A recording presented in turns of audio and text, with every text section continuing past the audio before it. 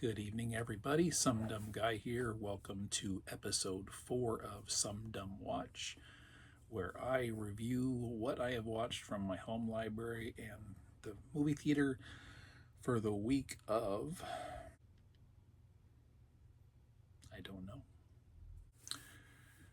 for the week of October. Jesus.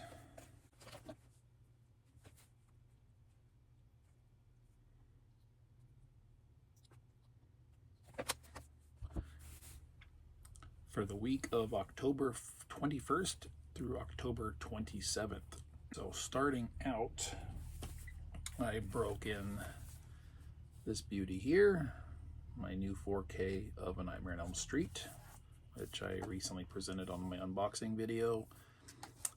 I saw this in the theater not too long ago for this 40th anniversary release, and was the original theatrical presentation. I watched the unrated cut to break in the 4K, and let's just say that the additions to that are almost unnoticeable, except for maybe to the biggest fan. They really brought nothing to the table, wasn't even really worth including. There's just absolutely no purpose for it. It's like, okay, here's maybe an extra 20 seconds, maybe less, of blood and gore introduced into the film. I didn't see anything else. Whatever. Theatrical, unrated, completely, indistinguishable for any kind of valid purpose whatsoever. But always enjoy this. The 4K presentation looks pretty decent. Found the sound quality to be a jump from what I was used to on older versions. I found that the soundtrack itself, the score, felt a little more ominous. I've always appreciated the score from the first film and the second as well, but it had a new eerie tone to it that really kind of heightened it, and I was very appreciative of that fact, and I liked that. So yeah, overall enjoyed that one. I will be enjoying it further in the future. In fact, because what I did to cap off everything that I started a couple weeks before, I pulled this back out and watched part 2. So I had an interesting little run where I basically did 3 through 6 and Freddy's Dead, and then popped back around to do this, and then popped this back in for part 2 for my complete collection here. 1 and 2 are still my favorites in the franchise. So for my space savings purposes, for anybody that actually watched my video on how I manage my collection, this is coming out and getting inserted in here. So that's going to be where I don't have to bother keeping the two of these on the shelf together and wasting the space unnecessarily. So yep, still like part 2. Still love the gruesome early days of Freddy before he became a comedic joke, when his makeup was still in the scary stages, when Freddy felt actually menacing to some degree. And yeah, just much more appreciative of those early films. Next up, some more from my recent unboxing films. I went ahead and watched the DC animated Green Lantern First Flight. I know I had seen this before, but really couldn't remember hardly a thing about it. So it was almost like rewatching it for the first time. Good movie. I overall liked this one. They had some changes to the traditional Green Lantern suit, which overall I thought looked pretty good, and I was happy with that. And I decided to follow it up with another recent acquisition, the Green Lantern Emerald Knight. Now, funny, on this one they show an image of the traditional Green Lantern suit. However, it was virtually identical, if not the same artist. It looked pretty darn close. As far as we can tell here, everything seemed to be the same, which kind of was a little bit funky in a way, how similar the artwork was, because it almost felt like this could be a sequel to this. This is an origin story for Hal Jordan. Hello, sugar. This takes place later on. But even though same artwork, everything looked like it could be a follow-up, Sinestro turns evil at the end of this movie, which for Green Lantern fans, you're going to know that. I mean, it's right there on the back cover. And in this being, I got a little no-see him flying around, excuse me, this one being a later film potential same chronology, well, Sinestro is only predicted to possibly become a bad guy, a villain, and that's not actually depicted. So, and then this film has a Green Lantern character. I think her name is Alicia, something along those lines. She's a veteran. Hal Jordan is a rookie. In this film, Hal Jordan is a veteran, and she's a rookie. So, very bizarre. This one, not quite as enjoyable as First Flight was. This takes like a modern crisis afflicting the Green Lantern Corps. And while that's being addressed, stories are being told by other Green Lanterns, like past adventures, historical adventures, the origins of the Green Lantern Corps, and interweaving them with the current crisis, which didn't help the story flow very well. I didn't really care for that aspect of it, and yeah, just unfortunately didn't quite care for this one nearly as much. So have it, maybe rewatch it again someday. Maybe it'll register better. We'll see. Next up, classic Western 52. I had never seen all of this, now that I'm pretty much sure of. I watched Shane. Not as good as I recall, unfortunately. I found the ending very anticlimactic. In the middle section, kind of dull and draggy a little bit. I understand what they were trying to do with it, but it just didn't quite pan out for me. Has a young Jack Palance as one of the antagonists in the film, which I don't think I've ever actually seen a movie in it with him younger than probably 60 or 70 years old, so that was interesting to see that perspective. You see the beginnings of the Jack Palance flair or pizzazz kind of thing, which, you know, he was always really great in his villain roles. So, yeah, it's still good Western, just definitely not one I would put up there where I think the reputation of this historically has been all that high. I don't think I would rank it accordingly. Next up, continuing on with my Blu-ray of Friends. I'm neck deep in season 8 now, still moderately enjoying it. Maybe a little bit better than I have in the past. I think I said once before that after Chandler and Monica got together, I thought the show was on a decline. Still feel that way, but enjoying a little bit more than I have in the past viewings. Also continuing on my nocturnal views of Star Trek Enterprise complete series. I have this here on Blu-ray. In season 3 now, moving along. Not going to make much progress on this one. I don't know if I should just continue to feature it or not, considering it takes me several days to get through a single episode. I'll be bringing this thing out on a weekly basis for quite some time to come. But yeah, we're in season 3 now, the Xindi experience, the 1 season long story arc, which a lot of people think the show got considerably better than I've always loved it from the beginning. That's it for everything from my home library. But this past week, I was fortunate to go to the theater 3 separate times and watch, obviously, 3 separate movies, 2 of which the same day. So it was kind of a busy week for me.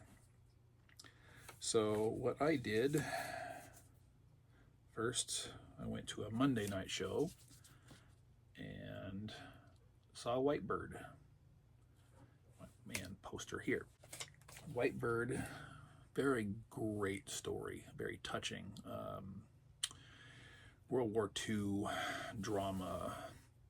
Germans have infiltrated France, taken it over, and are hunting down and locking up Jewish individuals. And this is a story of one family separation, and particularly one teenage girl who spends a year or more in hiding in her own village, living with sympathetic neighbors, and the story that she has to go through, where she has people on her side protecting her, as well as people within her own village who have turned traitor, and having to hide from everything and everybody, not knowing friend from foe, and being locked in seclusion, fear of her life for a long period of time. It's almost kind of like an Anne Frank kind of scenario.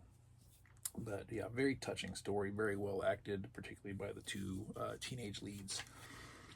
Next up, Wednesday morning, I went for one of the most bizarre movie experiences of my life, and I actually got my own private viewing of this when I walked in the theater. Now, I often go weekday mornings. I have my work schedule. I happen to be off on Wednesdays and Thursdays. There's nothing more than I enjoy going for a first show on a Wednesday or Thursday morning, walking in there and having little crowd, maybe nobody, like in this case.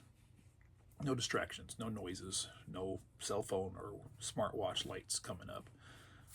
Nothing, just complete immersion in the experience, which I love. And that was the case for this one. And again, one of the weirdest experiences I've ever had. I don't even know how to describe this movie, but called Rumors. Boom, right there. There's our poster. I don't know how to describe this film. It is a tale of a group of world leaders gathering in a secluded wooded area in Germany for a G7 conference. You have the President of the US, Prime Minister of Canada, Japan, France, Italy, probably missing somebody here, but yeah, they all get together for some kind of global crisis. It's unnamed. They are gathering to prepare a public statement to release for reassurance purposes. And they get out there in this little gazebo outside the chateau, and they're having what they call a dinner meeting or a work dinner. And they're there, they have this little catered thing in this gazebo where they're eating and they're talking. They kind of get together in little groups and say, okay, well, let's put little bits and pieces together of this statement we're going to make, and then we'll compare notes and finalize it. Well, in the midst of all this, the catering staff disappear, and then they become aware that everybody appears to be gone. They can't find anybody outside their group. And these groups of politicians, they don't talk like normal people. Most of the movie they spend talking like politicians talk to us. They run their mouths, but they say absolutely nothing but gibberish. And it's really kind of amusing. You have Charles Dance, brilliant as he always is, playing President of the United States, and I'd almost think he's actually trying to portray a Joe Biden type character. Mumbles a lot, says a lot of nothing, randomly falls asleep in the middle of conversations with people. It's absolutely hilarious. The movie blends a level of horror and comedy, swinging back and forth, where you don't even really know what's happening or if it's really happening. But the story wraps up in some just bizarre, over-the-top way where you're not even aware if there's actually any kind of resolution, but it's theatrical in a sense. Just bizarre. I don't know if I could recommend it or not, but it was quite the experience to sit there and get immersed in this and just be mind blown. I don't know what I'm watching. I'm entertained by it. I'm laughing out loud several times in this movie. But I don't know what the hell's going on. I don't know what the objective is, the purpose is. It's just, what is this? I don't want to say any more about it. So anybody that's interested has seen that. You've seen the trailer. I caught that in the theater one week. And it did present itself as kind of a horror movie. But you also saw the little humorous twists in there. So it was just like, what is this? I was compelled by that one trailer. I thought I need to go check it out. And I did. And wow. Number 3 movie, also that same day, Wednesday afternoon, I went and saw We Live in Time. Is that focusing there? Focus, focus, focus, focus. There we go, focused. Okay, so, boom, poster. We Live in Time is love story, drama. Now I'm blurry. Hello. Make me unblurry. There we go. I'm unblurry. It is a movie that occurs in several different timelines following the relationship life of one couple played by Andrew Garfield and Florence Pugh. Had great chemistry between them. And you jump back and forth between these time frames, and at first you're not even aware that that's actually happening. It's kind of a little disorienting. Again, their chemistry is great, their story is great, their relationship is pretty compelling, completely believable as far as them being a couple, the way that they interact. They have a really interesting communication style between the two of them, their dialogue. And it's just a really touching, emotional movie. Kind of a chick flick. I don't even know really why I went to go see it. Sometimes I just go in completely blind. I knew nothing about this. Not even see a trailer. I saw a poster. Now, you know what? Just with like my blind buys on my movie purchases, sometimes I just go in for a blind theatrical viewing. White Bird was pretty much the exact same way. I go in and oftentimes come out pleasantly surprised. As I go through this new series, you'll find that much of what I go see in the theater is not going to be your standard big budget Hollywood blockbuster. It's going to be one of those things where more than often than not, I go for older films. I go for under the radar independent and foreign movies. A lot of people complain that, oh, you know, there's just no good movies to see. I go to the movies a lot less now than I did pre-COVID, and there's just nothing worth going to see. Well, guess what, people? There's just as many movies being produced and thrown into the theater as there always have been. And if you broaden your horizons a little bit, instead of just going to see what's thrown out at you on billboards, on YouTube, any kind of advertisements, commercials on TV, and you look just under the surface. You walk into the theater and you see posters, you see trailers, you see what's coming up. You don't need something with a big studio logo like Sony or Paramount or whatever in front of it. There's plenty of gems out there, and even just decent enough movies that don't have to be spectacular, that me personally actually go to the theater considerably more often post-COVID than I did pre. Before all the lockdowns, I might go to the theater 3 times a year. Now sometimes I go 3 times in a week, and I leave satisfied, if not happy, almost every time. And it might be because I'm choosing my movies differently than I used to. And I can go into something like that a little bit later on as far as why and what my habits are. But just suffice to say, you'll see a lot of me talking about movies in this series now. Just brief synopsis or whatever about my experience of what I'm seeing, just because there's a lot to see. And I'd like to be able to share part of that as part of the series, where maybe some of you will consider movies that you wouldn't otherwise. And if I can have that slightest little impact or influence and get some of these movies recognized, just a few more viewings, then I feel like I've done something worthwhile rather than just, guess what I watched today. So any of these movies, I think you're worth your time. Definitely worth your time. But that's it for this round. And as you can see, I've got packages. They're rolling in, so it's time for some more unboxing. So that's going to be next on the agenda after I get this one edited and put up. So thank you once again for joining me. I hope you enjoyed some of this. Have you seen any of the films for television that I've discussed here? What have you watched this past week? Do you have any recommendations? Do you have any feedback for the stuff that I've watched? Let me know. Engage. Comment section down there. It serves a purpose. It exists. Use it, please. Thank you, and good night. We'll see you next time.